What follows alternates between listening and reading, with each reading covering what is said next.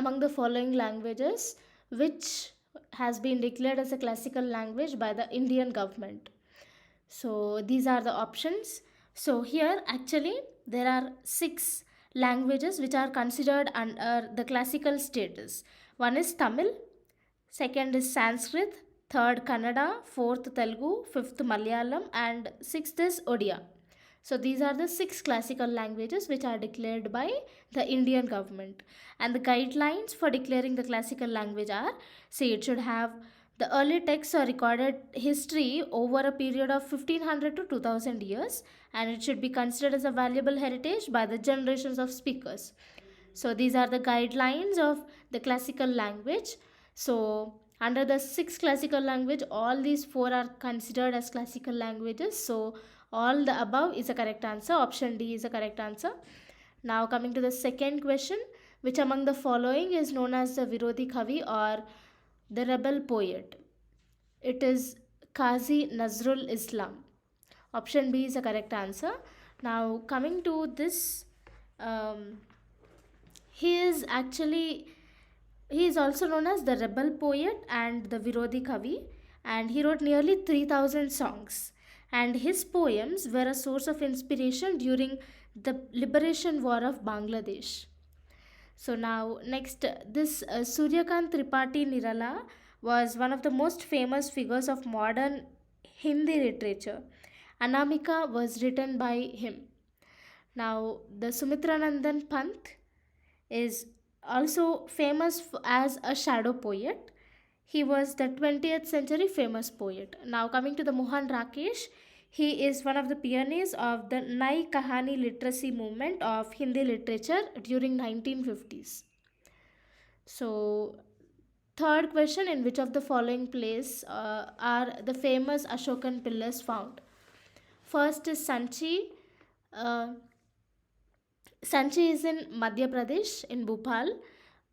It has four lions.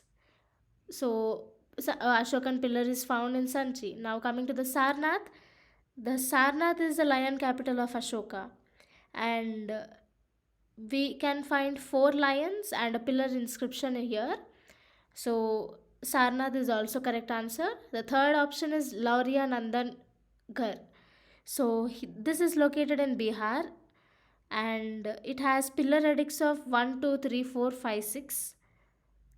So Amaravati, we don't find any Ashokan pillar over there. So 1, 2, 3 options are correct. So option C is the correct answer. Now coming to the fourth question, who were the chief painters of Hamzanama under the Akbar's order? So the chief, what is this Hamzanama?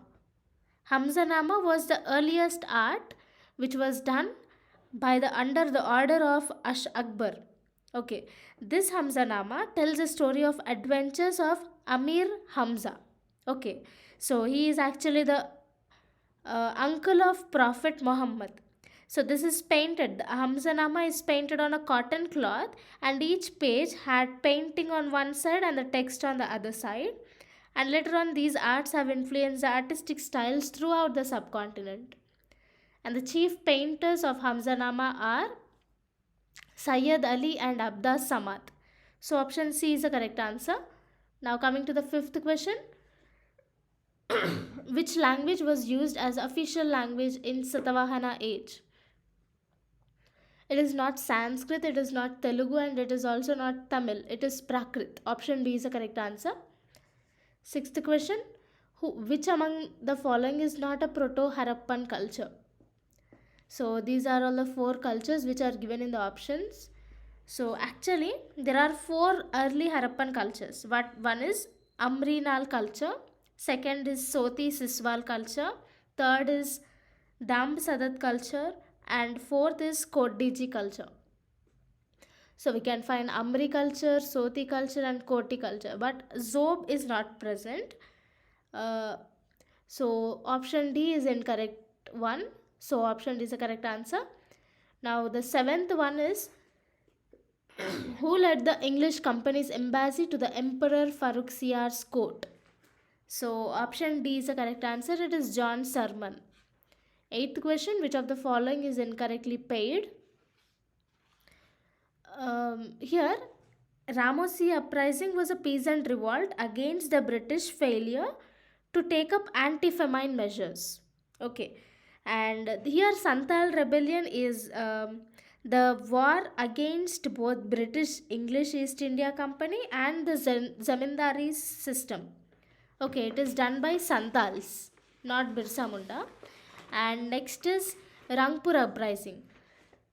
Here, Rangpur uprising was a protest by the peasants and the zamindars against the very high demands of revenue by the government. And coal uprising was against the new system of government and the laws. So the correct answer is here Ramosi uprising took place under the leadership of Chittur Singh in 1822, and Santal rebellion was led by four brothers, that is Sidhu, Kanhu, Chand, and Bhairav Santals. Okay, and here Birsa Munda led Munda rebellion. Okay, option B is incorrectly matched.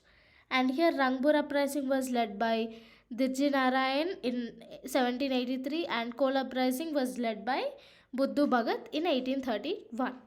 So the incorrectly matched pair is Santal rebellion. It was led by four Santals.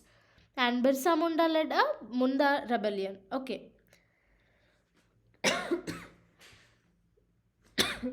Now the ninth question is which of the following statements about the Ahrar movement are true?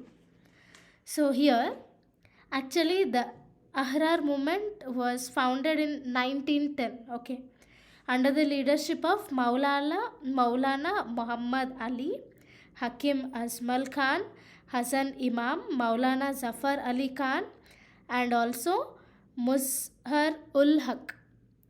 So they are the founders of the Ahrar movement. So it is actually opposed by the loyalist policies of the Aligarh movement. So let us look into this. Which of the following are true?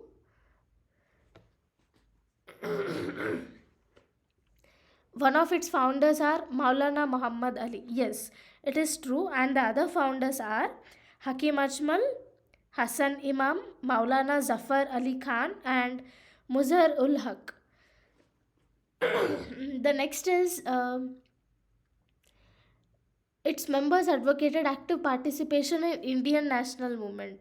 So here this is also true. And the next is it was founded in the early decades of the 20th century. Even this is true because it was founded in 1910 and it supported the loyalist politics of Aligarh movement. No, it actually was against, it opposed the policies of the politics of the Aligarh movement. So 4 is not correct, rest all the 3 are correct, so option B is the correct answer.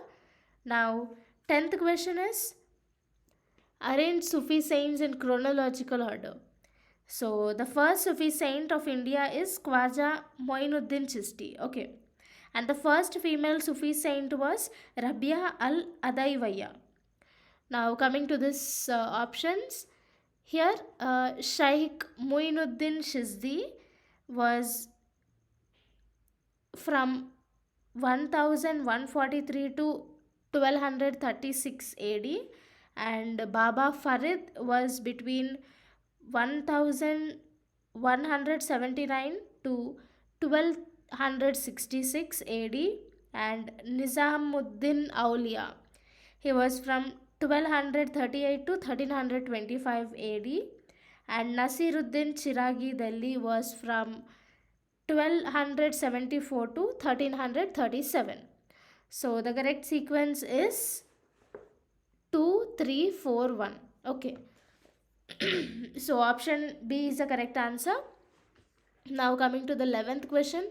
Who assassinated Stevens, the district magistrate of Tripura in 1931? So it is option C. Santi and Suniti Chowdhury assassinated them.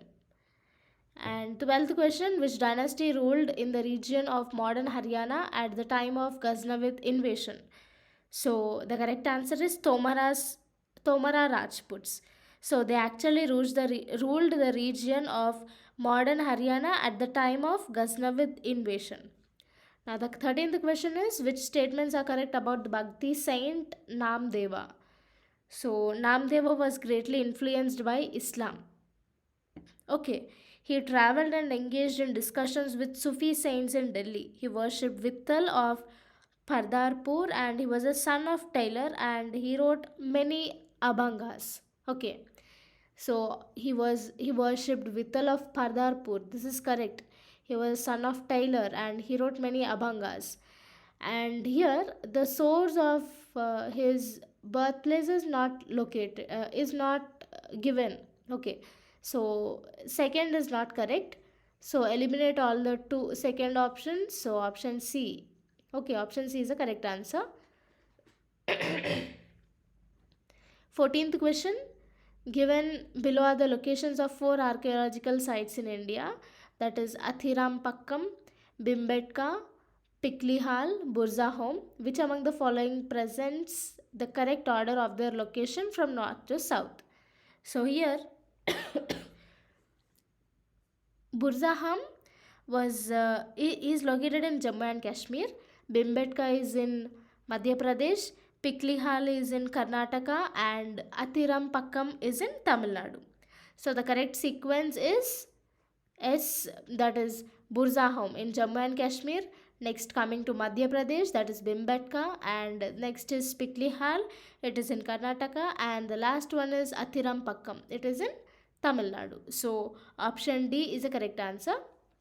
15th question, which among the following is a term that emerged during the 18th century in connection with the agrarian system, which basically meant a contract by which the revenue of an area was framed out of the highest bidder? So it is option D, Ijara.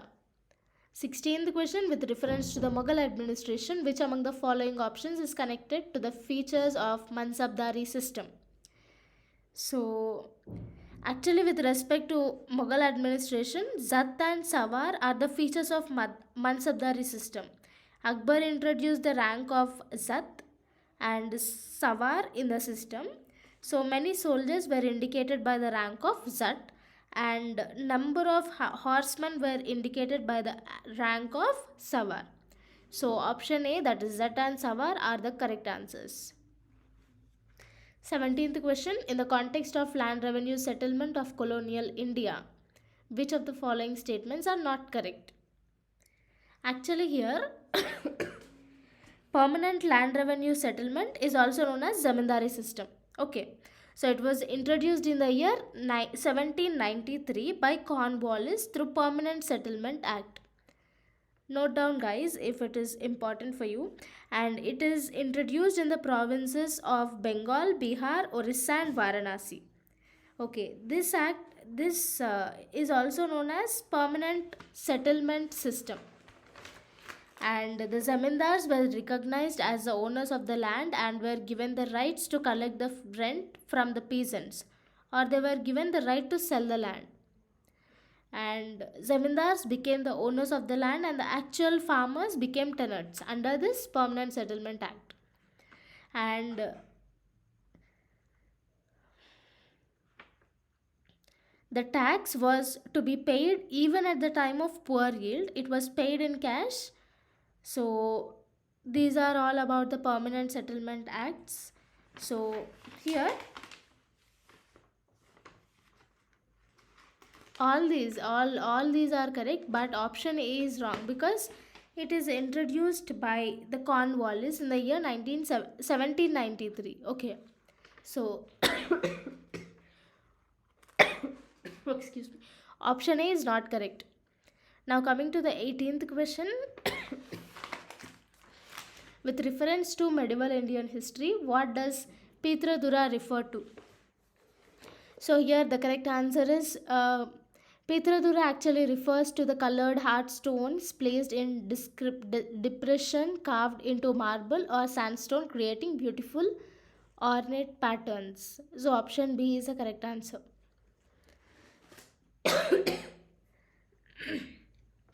19th question, among the following cases, related to basic structure of arrange the following cases related to the basic structure of constitution in chronological order.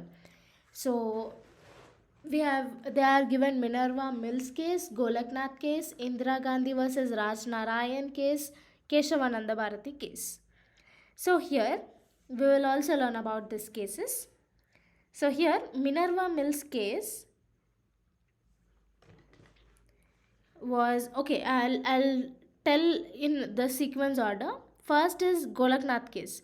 Golaknath case was versus state of Punjab was in 1967. Okay, in this case the Supreme Court stated that Parliament could not reduce any fundamental rights in the Constitution. That means the fundamental rights can't be amended. Okay, as per the judgment of the Golaknath case. So it it happened in the year 1967. The next is Keshavananda Bharati case in the year 1973. So in this case, the Supreme Court upheld, that is supported, that the amendment for fundamental rights can happen, and fundamental right to property was removed. Okay, this happened in the year 1973. Golaknath case happened in 1967. Okay, and next is Indira Gandhi versus Raj Narayan case. It happened in 1975. So in this case, the court declared that the elections are conducted by corrupt practices, and this case has led to the declaration of emergency from 1975 to 77. So this is in the year 1975. And next is Keshavananda Bharati case. Next is Minerva Mills case. Minerva Mills case happened in the year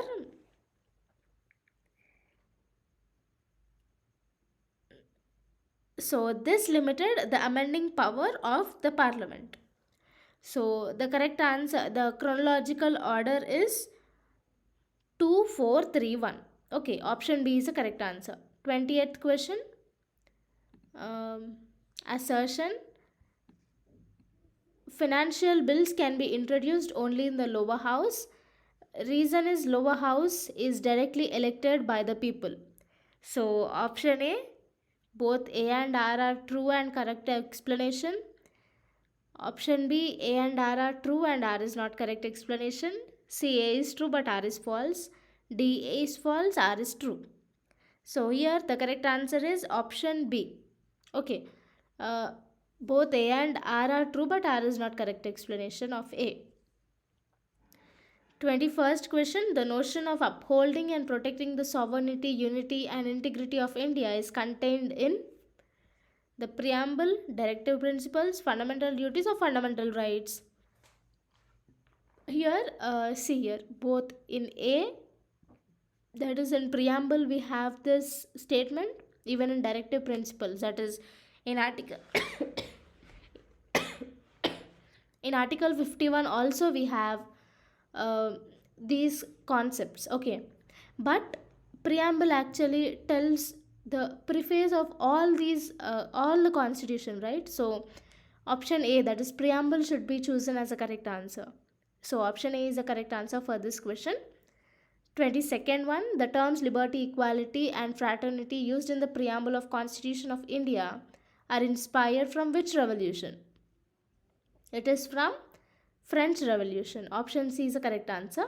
23rd question. What is the name of our country as given by the Constitution of India? It is India, that is Bharat. Option C is the correct answer. 24th question. In which part of the Constitution of India is mentioned the promotion of international peace and security? So here, in directive principles of state policy, the promotion of international peace and security was given. Okay, option B is the correct answer. 25th question. Under which see here you can get a doubt that even preamble also contains that thing, right? But see, preamble doesn't mention promotion of international peace and security, but In directive principles of state policy, we can clearly state that, see, same lines are given in this article. Okay, so option B is the correct answer for this question. 25th question, under which article can any citizen of India move directly to the Supreme Court of India for violation of any of his fundamental rights? So it is option A, that is Article 32, that is right to constitutional remedies.